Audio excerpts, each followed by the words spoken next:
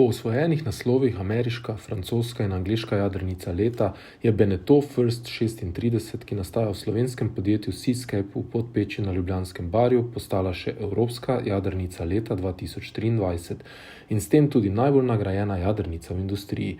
Zato ne preseneča, da je podjetje za edinstveno hitro potovalno jadrnico prejelo že 95 predujmov kupcev, kar bo njihovo proizvodnjo zaposlovalo vse do leta 2025. Zanimiva pot Seascape, seveda tudi partnerstvo s francoskim velikanom Beneteujem.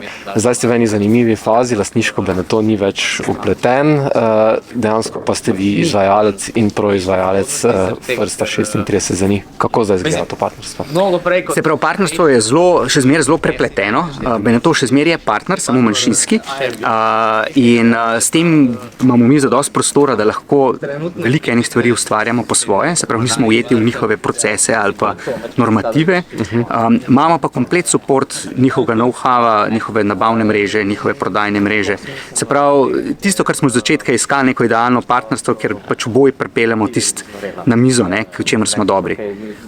Tako da moram reči, da zdaj leto in pol ta barka je najboljši prikaz tega novega setupa, ker smo lahko močno zadihali, ker smo lahko začeli ustvarjati spet, kolikor znamo. Pomen odnosov poudarjate v bistvu ves ta čas, dolgo ste jih gradili desetletja, tako rekoč, kakšen kapital je to zdaj za podjetje?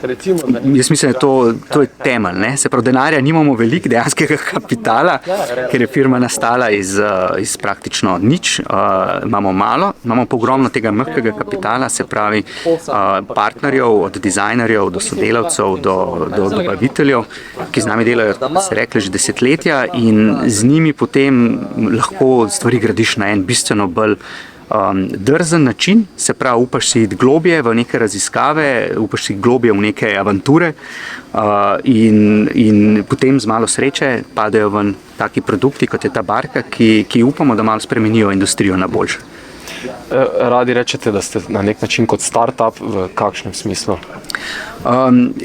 Mislim, da gre za to, kaj je definicija start-upa. Se pravi, eno je povezano z rastjo, se pravi, imamo te velike korake, ker firma skoči prek 3-4 stopnice in se mora v enem trenutku naučiti cel kup nekega novega znanja, ki ga prej ni imela.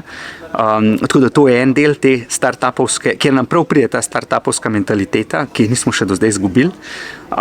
Druga stvar je pa, da se lotevamo projektov ali pa tudi poslovnih setupov, ki so za nas čisto novi. Se pravi, mentalni model, ki si ga tukaj naredimo, je, da kot da vstopamo v novo firmo, seveda z vso inercijo in vsem znanjem, ki smo ga prej pridobili, ampak probamo razmišljati iz nule. Se pravi, probamo se osvoboditi vseh vzorcev, ki so bili koristni za prejšnjo obdobje in začeti znova, ker smo večkrat zelo boleče ugotovili, da če probamo neke stare vzorce vleči predolgo, preko preveč stopnic, potem ratejo bolj bremza kot nekaj, kar bi nam pomagali. In zato ta start-upovska mentaliteta pri nas se mi zdi, da je del procesa. Se pravi, vsake toliko let naredimo nek reset, pogledamo, kje smo in novo zgradimo procese, način delovanja in tako.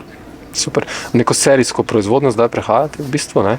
Ja, zdaj v bistvu čisto pravo serijsko proizvodnjo.